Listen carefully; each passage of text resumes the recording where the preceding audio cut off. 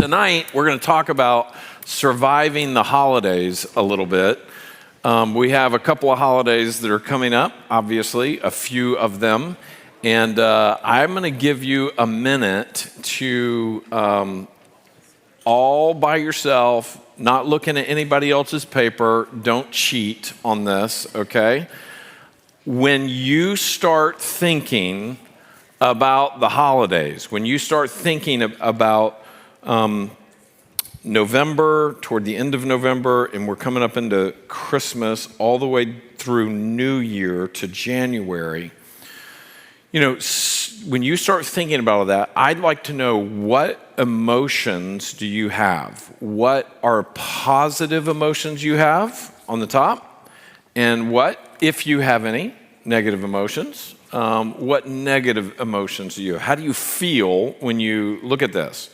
You can also put down thoughts, not just emotions, but thoughts. So not just merely the way you feel, but what you think when you think about that. Just start writing down words or phrases that come to your mind when you start thinking about the holidays. I want to invite you to take just a minute and do that. From about November the 15th, somewhere around there, which is about where we are this weekend, through January. What are some of the thoughts that you have? Just kind of write those down.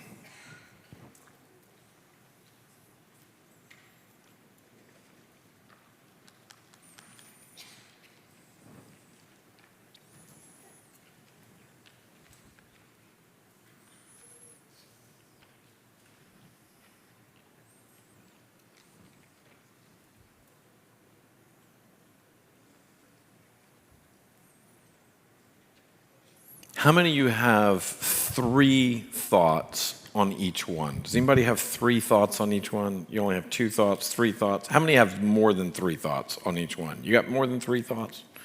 Okay, looks like we need to wait a minute. Keep writing.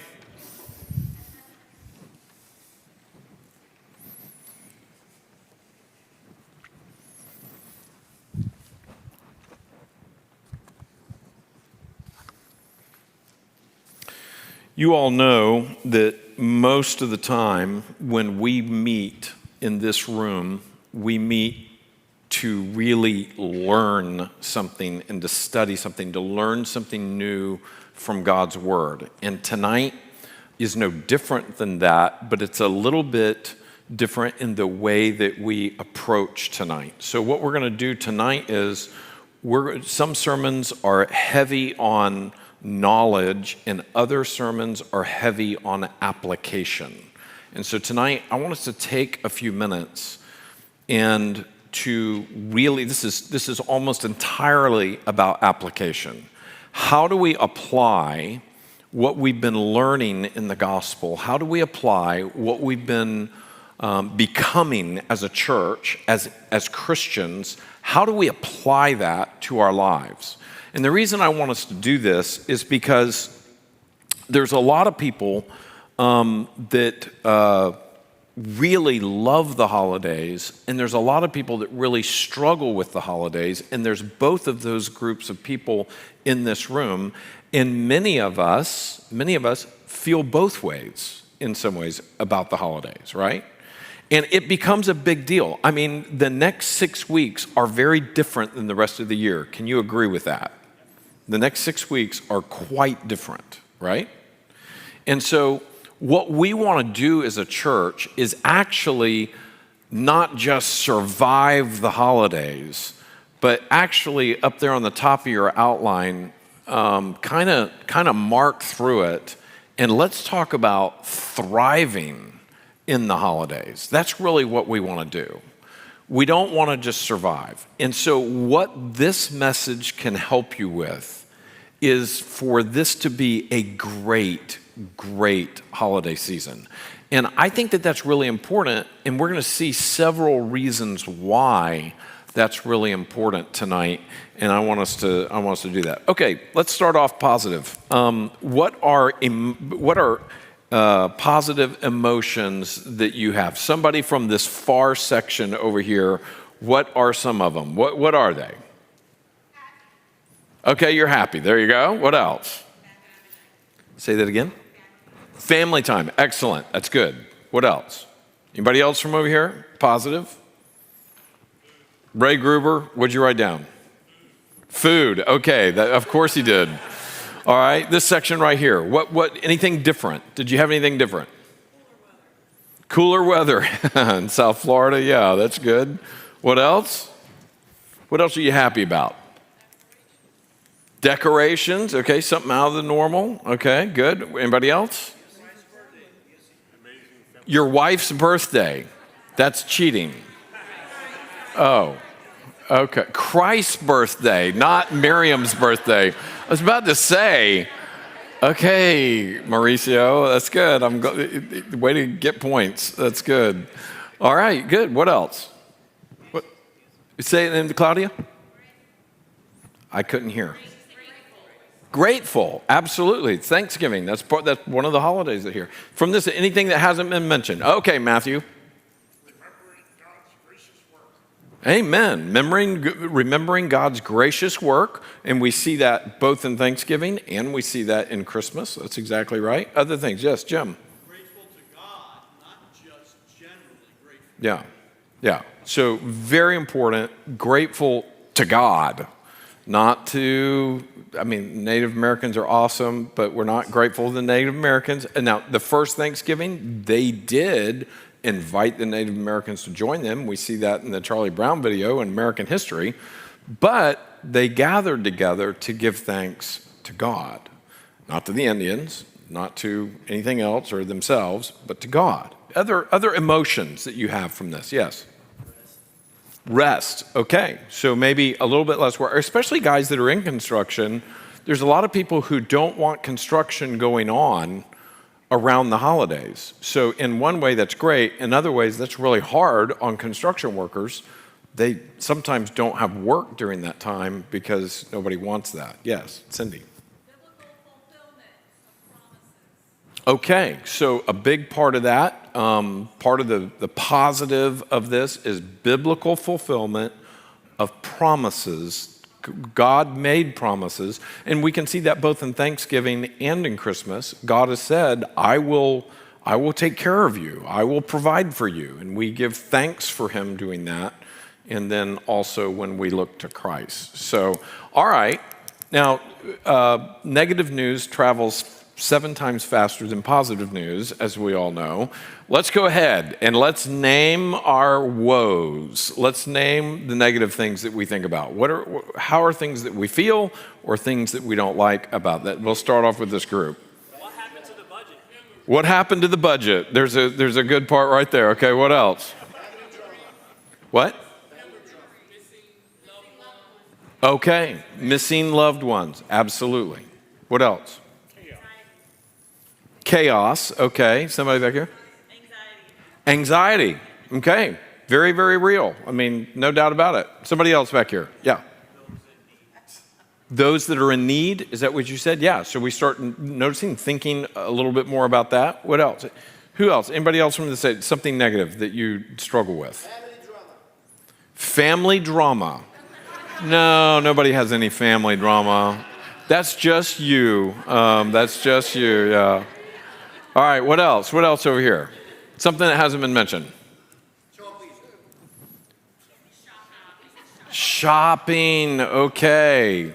That is definitely negative. Now, you just made enemies, Mauricio. I made enemies. Yeah, it's kind of like if I make a comment about cats. There's some people that never forgive me. If I bring up shopping and how much I hate shopping, there's some women that are like, I cannot relate to that man. So... But yeah, other negative things that you're there. Okay, commercialization, right. Somebody kind of mentioned stress, or anxiety. I do remember as a kid coming up on Christmas, we'd be talking about what are you getting this person, what are you getting that person, everything else, and I remember even as a kid it would start to bother me.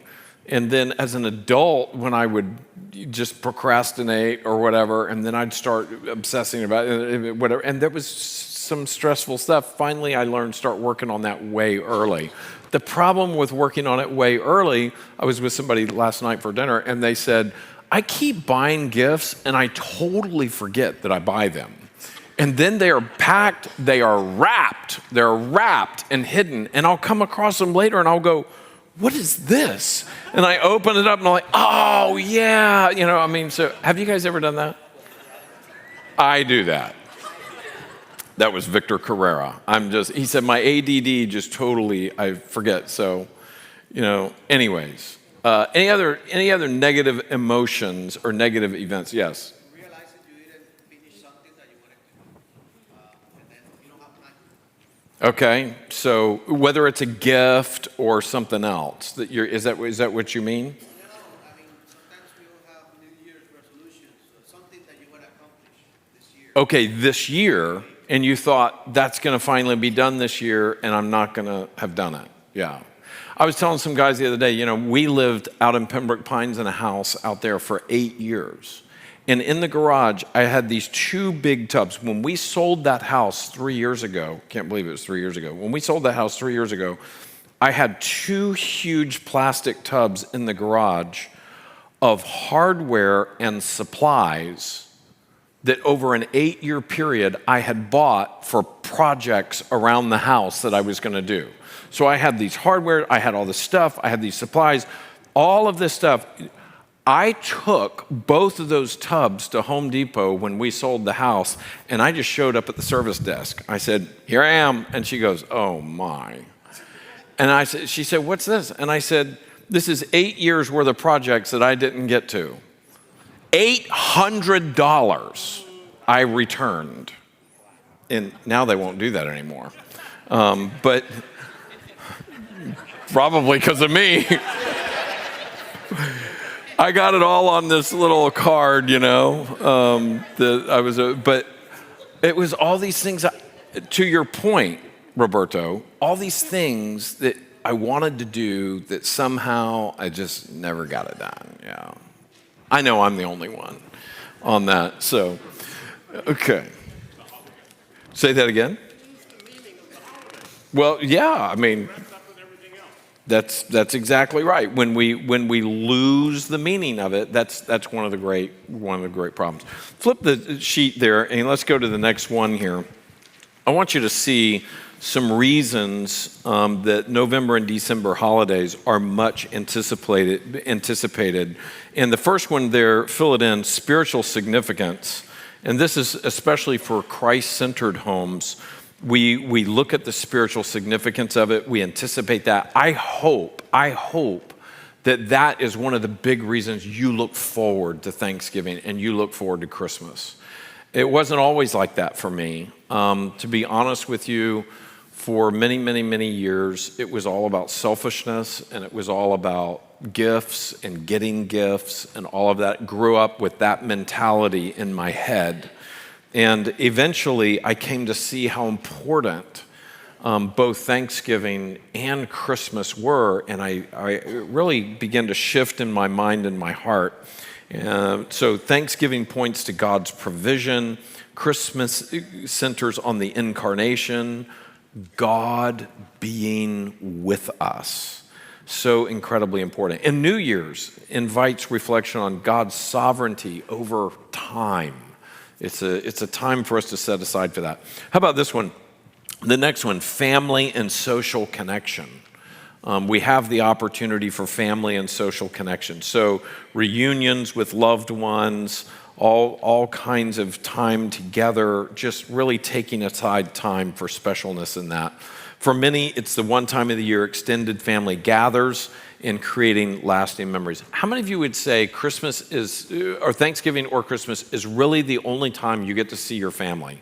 Just lift your hand if that's you. So there's several of you would say that's the only time. Especially here in South Florida, I know there's a lot of people that your family lives hundreds to thousands of miles away. And so it's maybe one of the only times you get to do that. How about this?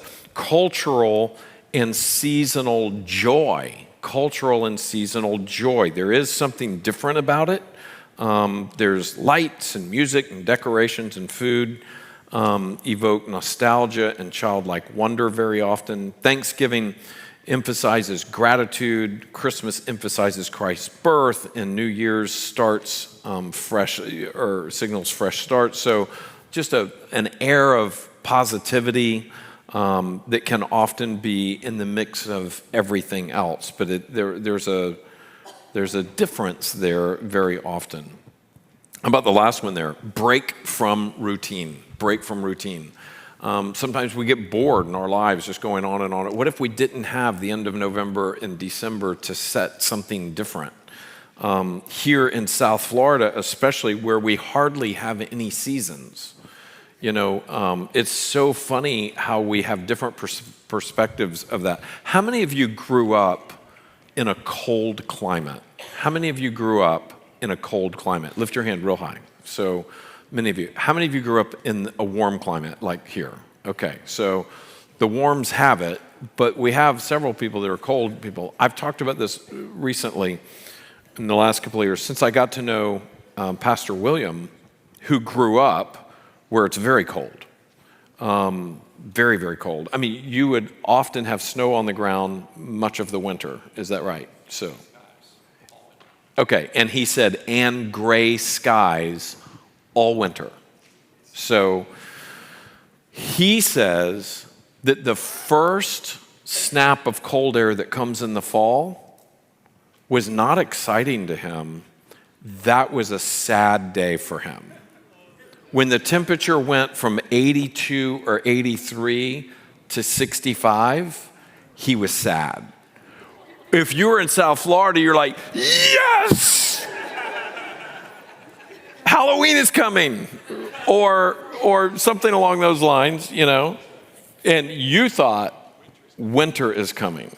And that meant I'm going to go into 6 months as a 10-year-old, 12-year-old boy where I'm locked in a house, or at least freezing to death when I go outside. So very, very different perspectives, different experiences in that. In South Florida, we have a little bit of a break of a routine, but other places of the nation have a huge break in the routine. We don't really have that. So November and December offer that to us a little bit in a different way. How about reasons that the holidays may be dreaded or difficult? The first one is, I have listed here, is grief and loss. There's a lot of people who there's empty chairs at the table, and it reminds them of someone who's died or is absent, and that's a sad thing. Anniversaries of loss sometimes fall in November and December, and that makes it especially hard. So grief and loss is very real to some people. How about this next one? Family tension and dysfunction. So it is the time when the family gets together, and for some families, that's not a happy thing. That's kind of a frustrating thing. Forced proximity to estranged relatives, unresolved conflicts, things that never got solved years ago, toxic dynamics, divorce, blended families, custody battles complicate gatherings. Many, many people in our church have expressed that before, that this is a difficult part of November and December for them. How about financial pressure? I mean, we're talking about lots of food, we're talking about lots of gifts, we're talking about travel, all of those things, straining budgets. I have here low-income families, but you know what? There's a lot of medium-income families and upper-income families that live in the same stress levels. So just because you're at the lower end of it, don't think that the people in the middle income or upper incomes don't have the same stresses. Americans tend to, across the board, live beyond their means, even in every income bracket where we can manage to do that. How about this one? loneliness and isolation, especially here in South Florida, where there's many people that are here that don't have extended family, singles, elderly, those far from family feel excluded amid togetherness messaging. So the public ads come on, and there's a big table, and there's all the family that's coming home, people coming home, running in the door in the commercials or in the TV or whatever it is. And there's some people that say, I can't relate to that. I don't have that. We need to think about that a little bit. For some of you, it's you. That's your thoughts. How about this one? And we deal with this less in South Florida, but it is very real. Seasonal affective disorder. That's called SAD. It's real, and it's a mental health issue. Shorter days, colder weather, disrupted routines, worsen depression and anxiety. So for some people that are already dealing with that, what is the shortest day of the year? Does anybody know what is the shortest day of the year? December what? 21st. December 21st is winter solstice and the shortest day of the year. What's the longest day of the year? June 22nd in the Northern Hemisphere, right, for us. And so June 21st, June 22nd, all of a sudden I'm forgetting. In France, it's called Fête de la Musique, which is the day of music. And it's really cool. About 30 years ago, somebody had the bright idea of saying, hey, on the longest day of the year, why don't we just make it a day where if you have an instrument, go out on the street and play it. And I mean everybody. French people are very musical, very, very musical. Many of them are trained musicians. And when you are in the smallest town to the largest town, it's a great time to visit France. Because it's the longest day of the year, and there are bands and musicians, and if you got it, you're playing it. And it's really a beautiful time. There's usually a huge orchestra in your downtown area playing. If you have a local orchestra, there's going to be a concert that evening. It's a neat thing. That's the longest day of the year, but on the shortest day of the year, the darkest day of the year, and for many, a cold day of the year, that can be a difficult thing. How about this? Alcohol-centric events often trigger addiction cycles and struggles. And that's very much the case. We have many people in this room that by God's grace, they've been delivered from alcohol addiction. They were alcoholics. They were drinking themselves to death, and by God's grace, or they were losing the relationships in their lives because of that, and by God's grace, that addiction was broken. For others, it was cocaine. For others, it was prescription drugs. In a church our size, we have a lot of that. We have a lot of people who have struggled with various addictions.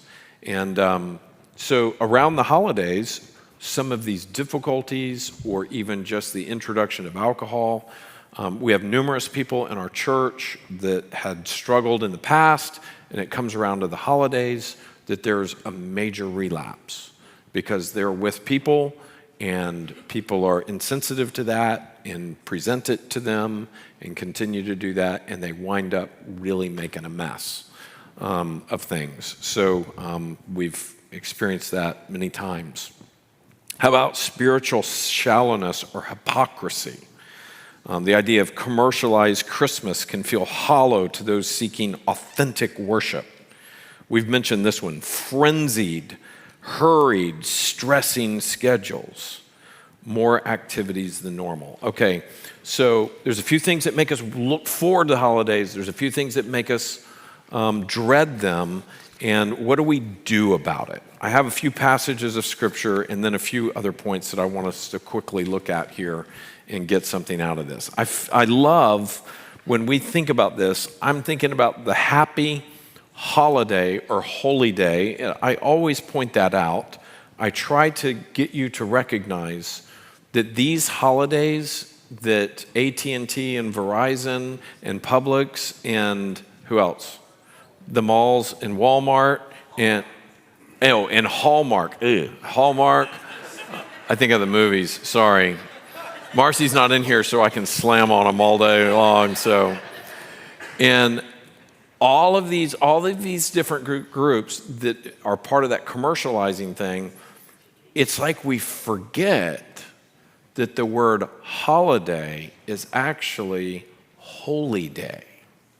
Holiday, holy day. These come from holy days. What does holy mean? Set apart, not like all the rest.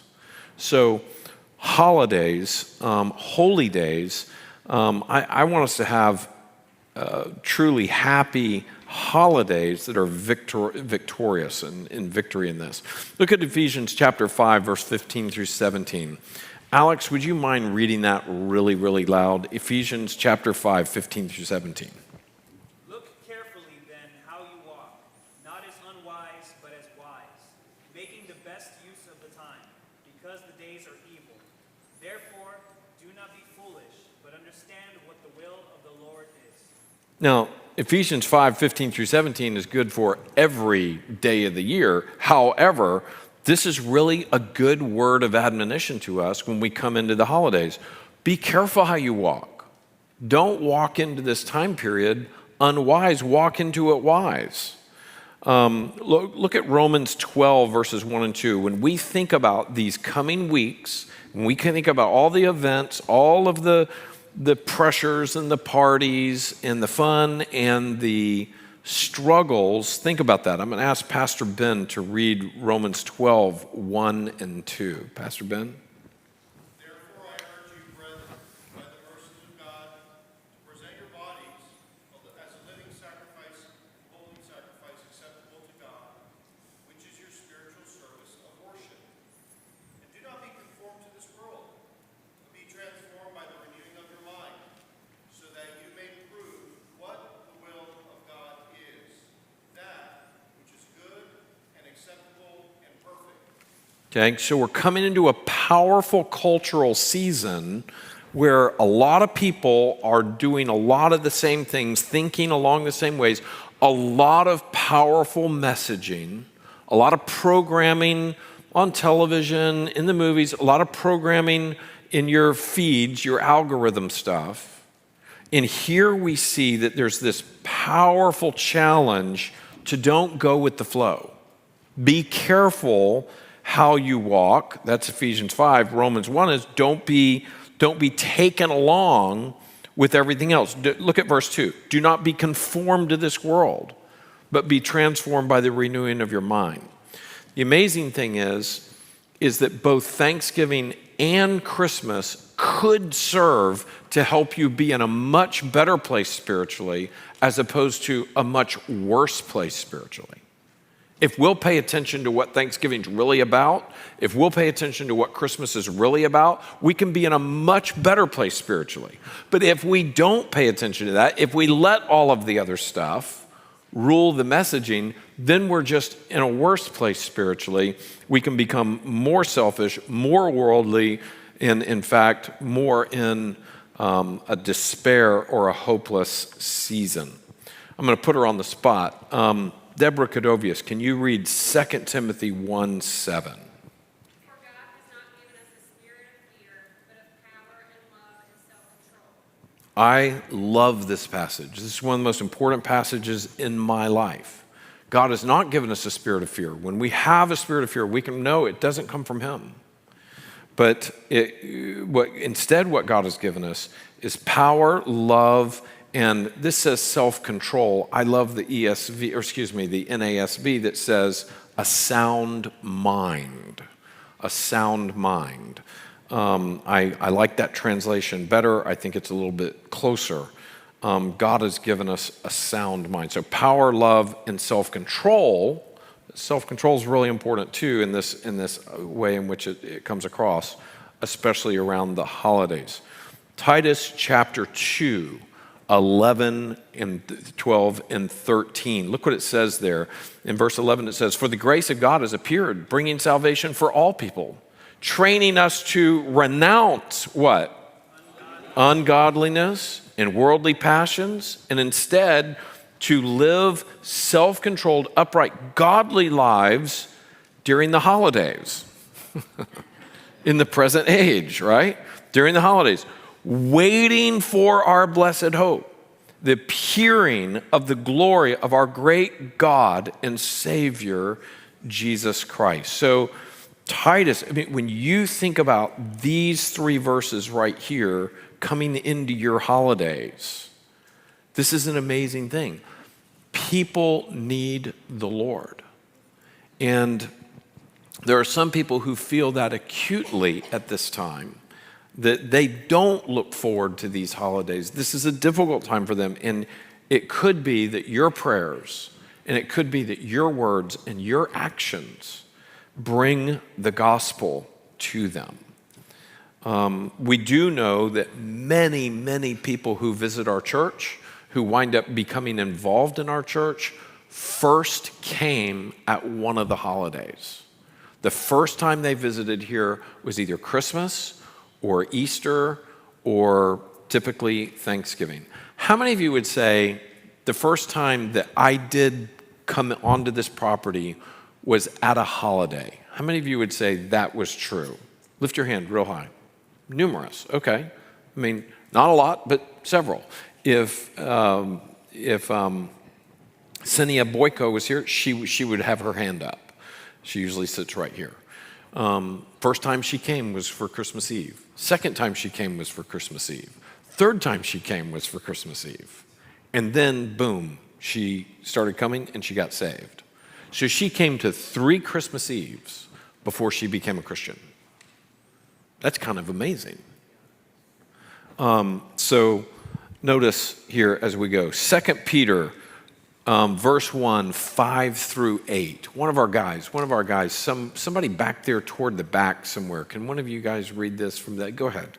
That's great. For this very reason, make every effort to supplement your faith with virtue, and virtue with knowledge, and knowledge with self-control, and self-control with steadfastness, and steadfastness with godliness, and godliness with brotherly affection, and brotherly affection with love. For if these qualities are yours and are increasing, they keep you from being ineffective or unfruitful in the knowledge of our Lord Jesus Christ. Okay, so there's this beautiful progression here in these verses, that your faith turns into virtue and knowledge, self-control, steadfastness, godliness, and then godliness winds up in what? Brotherly affection. That means you're actually loving other people. This is where it all goes.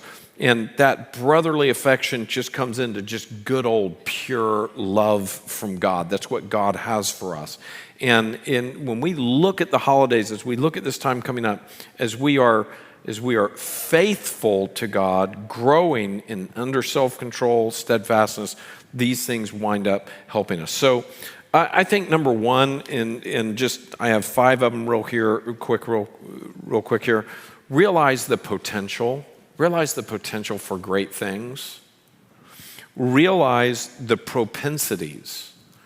Some of you have propensities for various things. Some of you may have a propensity to spend more than you should, to eat more than you should, to drink more than you should, to say things that you shouldn't say. Some of you have a propensity toward family strife. Some of you have tendencies in different ways. We should recognize those. And I mean, the potential for the positive things, the propensities for the negative things. How about this? Number 2, decide to be in control. Decide to be in control. This means that you're thinking ahead about these circumstances. You're thinking ahead about your propensities. You're thinking ahead about your tendencies. And you can decide, I'm going to be in control. I'm going to be in control of what I spend. I'm going to be in control of what I say. I'm going to be in control of my time. I'm going to be in control of what I eat, what I drink. I'm going to be in control. How about this? Number 3, consciously resist. Consciously resist. What do I mean by that? Well, first of all, let's think about James. Resist the devil and he will flee from you. Draw near to God and he will draw near to you. We are told to resist in the evil day. Part of the Christian life is pushing back against your flesh and pushing back against Satan. And so when we resist that which is evil, God rewards us with giving us a surge of his power and his strength. It is part of what, when we talk about working out, what do we call that? We call that resistance training. And the idea is that you're going against the muscles in order to build them. And that's part of what we see here. When we come into the holidays, we need to recognize that there are some things that we need to just not relax and go, oh, this is a fun time of year, just blow it all out, do whatever you want. That mentality too far can make you have regrets. It can make you have regrets about your health. It can make you have regrets about your witness. It can make you have regrets about your relationships. And so there's many things that have been said around the holidays or done around the holidays that create wounds for decades to come. And so we need to be aware of that. How about this? Number 4, remember the meaning. We've mentioned that. We're going to mention that again here in just a minute. But remembering the meaning of what all this stands for is really, really important. And number 5, and this goes with everything, this is always a good idea. Number 5 is just worship. Worship.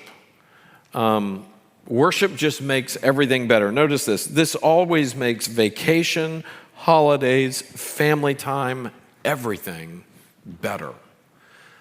And the reason I put worship on here is because there's sometimes that people around the holidays, and boy, I should be preaching this on Sunday morning, and I probably will to some degree, but around the holidays, there are certain families sometimes that just say, they become a little bit laxed about really important times of worship. How many of you have lost family members? You have family members who do not know the Lord, okay? Do any of those lost family members ever come visit you here in South Florida? Are they with you? Or you're maybe supposed to be with them? Many of you do have that. You know, when they come to visit you, or we come up on the holidays, and you come into this time of year, and there's a lot of times, if Christians decide, well, my brother is here and his wife and their kids and everything, I don't think we'll go to church today because they're here. You're missing a tremendous opportunity for witness. In fact, there's been many, many people that have said that, I've heard this through the years. They said, well, my brother's coming in town, their whole family's here, and we just said, well, we're going to church. And I said, well, when you say it, don't apologize about it. Say, we're going to church. Not, we're going to church. We got to go to church. Boy, that's inspiring. There's been many people who said, well, I'm going with you.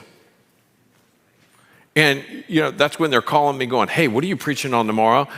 I'm nervous. And I'm like, that's fine. Trust the Lord, man. Trust the Lord. He knows what he's doing.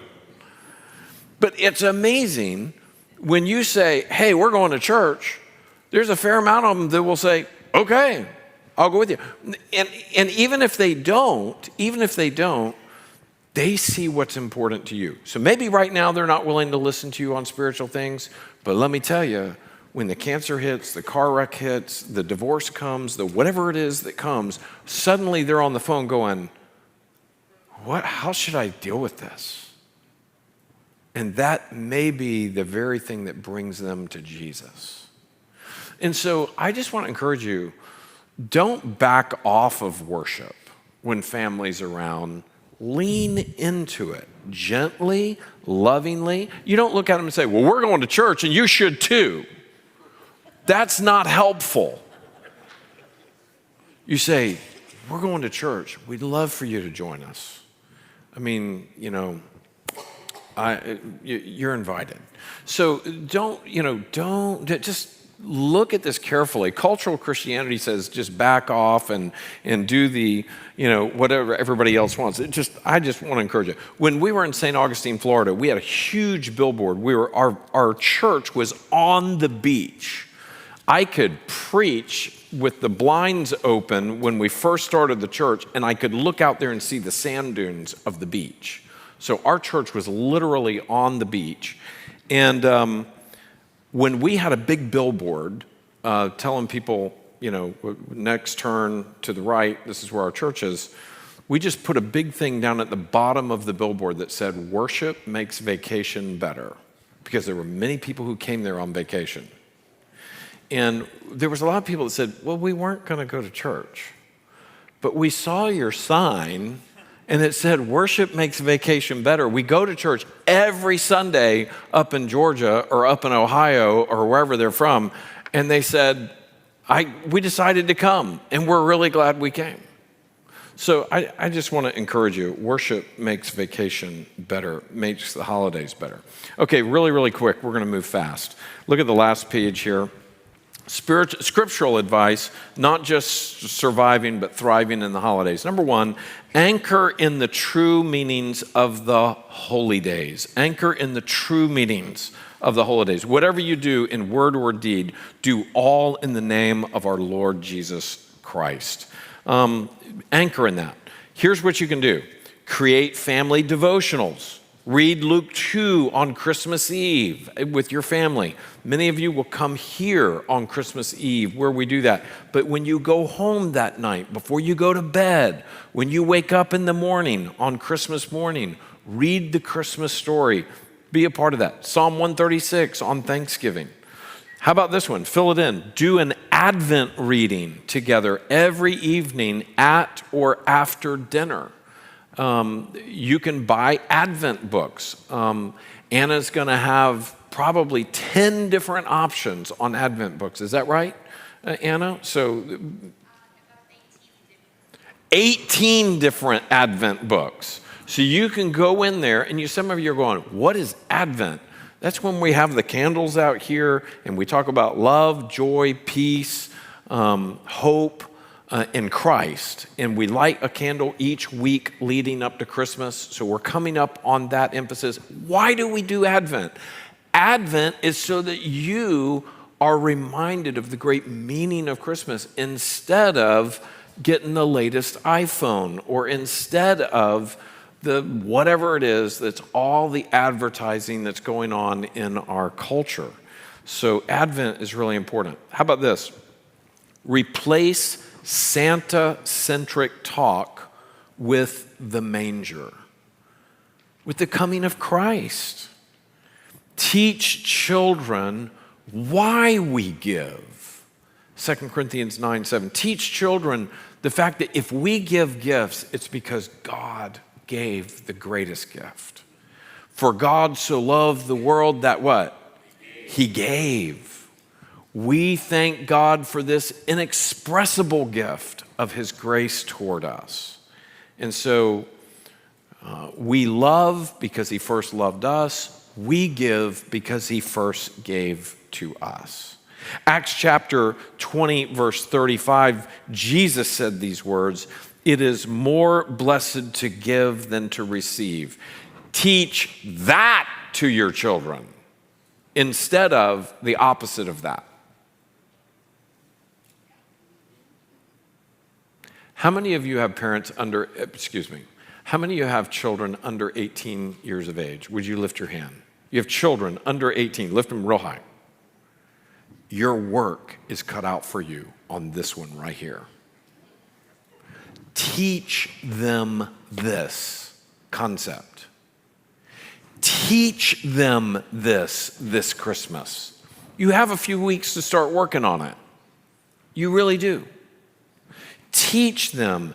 Jesus said it's more blessed to give. And this year, kids, we really want, and you don't have to say, "Now we're not going to focus on what you're getting. We're going to start focusing on what you're," don't do it that way. Just start, if you're excited, I've learned kids get excited about what their parents are excited about, especially at the younger ages. So if you're excited about giving, if you start teaching that principle, if you start talking about it, you start thinking about it, you start putting it in their mind.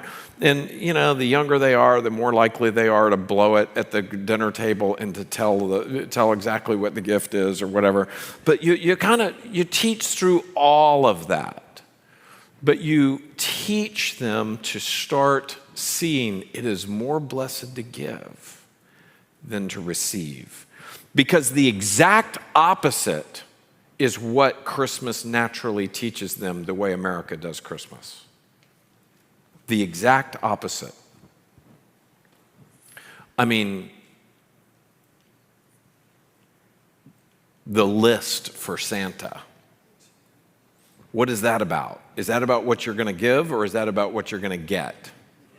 What do you want for Christmas? You say, well, Pastor, you're taking all the fun out of it. No, I'm trying to help you see what is being taught to your children and what's been being taught to our children for the last 200, 250 years. Because for the last 200 or 250 years, we have replaced giving with getting. And that has been extremely detrimental to Christian mindset and the understanding of the gospel. So, I mean, the incarnation is huge for us, that God would give his son for us, and we can celebrate that and make giving a big deal. How about number 2? For those that are really struggling, for those of you who are hurting, that are going through a grief or a loss, or you have one associated, here's what we're going to encourage you to do. Grieve with hope. Grieve with hope. 1 Thessalonians 4:13, we do not grieve as others do who have no hope.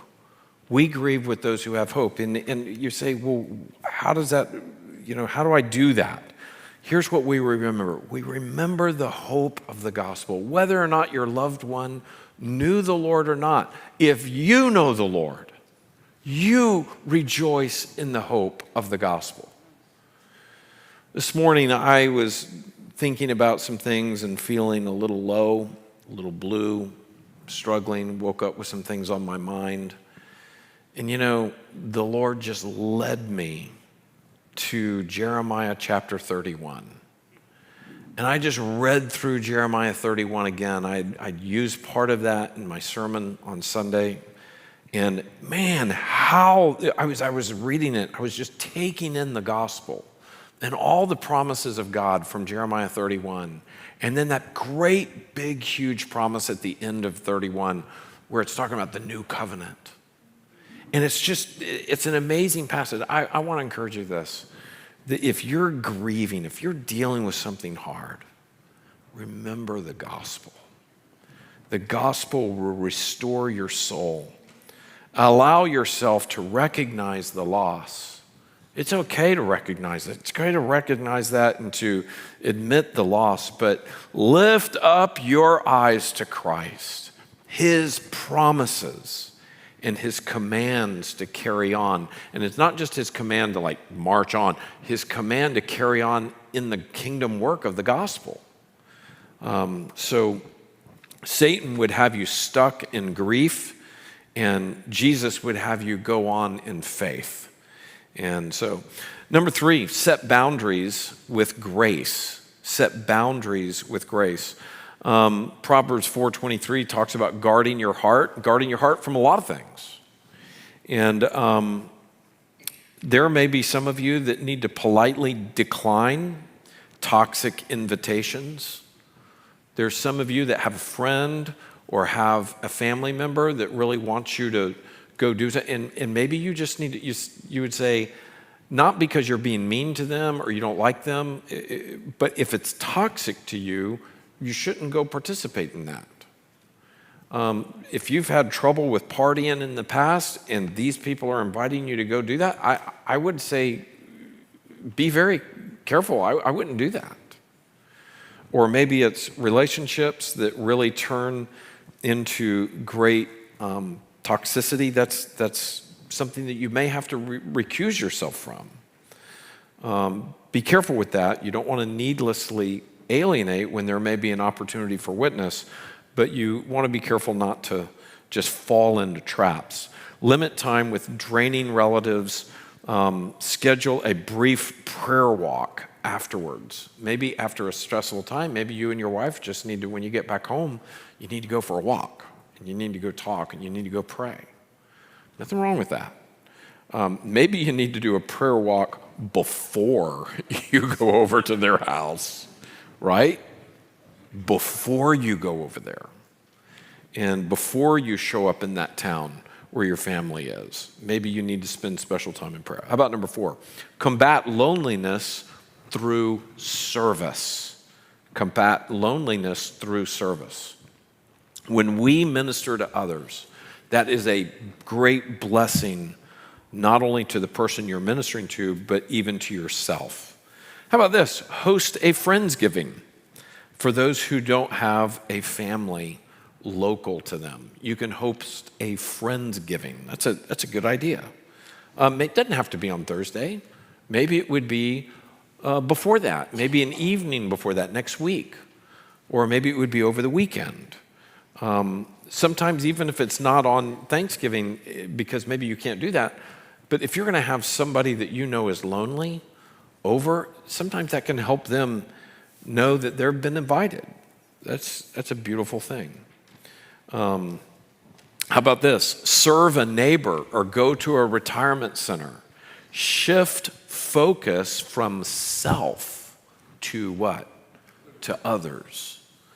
That will change your attitude dramatically. Number 5, steward finances God's way. So be careful with your money. Whoever can be trusted with very little will be given much. When we are faithful with little, we are trusted with more. Set a budget before Black Friday. I am always amazed at how important budgeting is. Give experiences. Teach your children to give experiences. That's a good thing. Teach kids to make gifts. Cards with scripture verses are a good idea. Other things, teaching them to make things with their hands, and being ready for that, that teaches them to be, again, another way to teach giving. How about number 6? Renew your mind daily. Renew your mind daily. You need to do this during that season, Advent season. Be transformed by the renewing of your mind. Start each December day with a gratitude list. 3 things in Scripture. Have things in your life that help you remember the real important things. How about number 7? Embrace the new year's as God's sovereign time over your life. Embrace the new year as this is God's plan. This is God's significance in your life. His mercies are new. The year is new. If you have regrets, give them to the Lord. Let them go. My dad has a shirt. He talks about this all the time. His shirt says FIDO. F-I-D-O. Do you know what FIDO stands for? Forget it and drive on. Forget it and drive on. My dad wears his FIDO shirt often. Big F-I-D-O. There's a lot of things in life. You got to forget it and drive on. That's a healthy thing to do at certain points along the way. The other shirt that he has that we all love is pessimism never works. So my dad, for those of you who don't know my dad, he's like an optimist, just beyond. He is the most optimistic person. He's almost never had a pessimistic thought. He's very, very optimistic, and we love his shirt that says pessimism never works. So it's very true. Number 8, fight comparison with contentment. Fight comparison with contentment. If you sit there and scroll, if you sit there and look at styles, you look at fashion, you look at decorations, you look at all this stuff, and you look at makeup, and you look at Botox, and you look at whatever shapes and sizes and everything else, and you just look at other people's boats and other people's truck and other people's whatever, guys or gals, listen, fight comparison with contentment. The Apostle Paul said, I have learned to be content in whatever circumstances I find myself. So how about this? Take a social media fast for a period of time. Just be with your family. Number 9, prioritize rest and this sounds so simple, get sunlight. Prioritize rest and get sunlight. I've been reading a lot lately about how a lot of things that we've heard about the sun are not necessarily true. A lot of people in this day and time are not getting enough sunlight. We're in houses that either have air conditioning or heat all the time. We tend to go to gyms and work out in gyms, indoors. We tend to eat indoors. We tend to stay indoors. There's very, very many people who are hardly ever outside. We have massive vitamin D deficiencies, and that is creating tremendous health problems. We're having problems with our eyes, in fact, because we are not outside enough. It's not just looking at screens, but it's also needing. Now, if you get fried in the sun, that's probably not good for your skin. That's true. But a exposure to sun over a period of time, listen to this. Research shows your mental health and your overall health will go up dramatically if you are outside within 30 minutes of sunrise. So 30 minutes before sunrise or 30 minutes after sunrise, if you are awake within 30 minutes of sunrise, and if you are outside, you're going to do better. So if you're going to go for a walk, it's a good thing to go for a walk early in the morning. It is also a good thing to be outside when the sun is setting. That sounds strange, but there's actually parts of your mind in your life that when you see the sun rise and you see the sun set, not standing there watching it, waiting, but if you live your life where you know what's happening and your mind and your body knows what's happening with the rhythm of a day, it will help you emotionally and mentally and even in your but there's a lot of research on that. You can just go look at that and you can see it. But you do need, the sun needs to hit your skin in order for you to get the best vitamin D. And it's good to take vitamin D as well. But especially if you're feeling sick, if you're starting to get sick, being outside and getting sunlight can help you fight off even the common cold virus. Okay, there you go with Dr. Coleman. All right, so sorry. Number 10, finally. And I love this. We've already read the passage. You see it, Ephesians chapter 5. Make the most of the time, for the days are evil. Understand what the will of the Lord is. During this time, Thanksgiving through Christmas, go into gospel mode. Go into gospel. It would be good to live in gospel mode, by the way. But if anything, don't go out of gospel mode going into the holidays. Go into gospel mode during the holidays, and you're going to have the greatest holiday season ever. You're going to have more meaning. You're going to have a deeper time. You're going to have a more fulfilling time. Can you imagine if God used you to bring someone to eternal salvation in Jesus Christ this Christmas because you invited them to come hear the gospel, because you sat down and explained to them what the big deal of Christmas is, because you loved them enough to invite them into your little world? Can you imagine how your Christmas forever would mean so much more because God used you to bring your sister to Christ, to bring your mother to Christ, to bring your cousin to Christ, to bring your old coworker to Christ, to bring your friend to Christ. Amen? So that's why we pass down these little cards. That's why we encourage you to invite someone.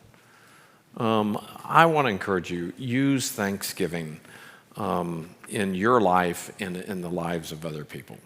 Okay, does that make sense? Yes. I hope you have a great, great Thanksgiving and a great Christmas. So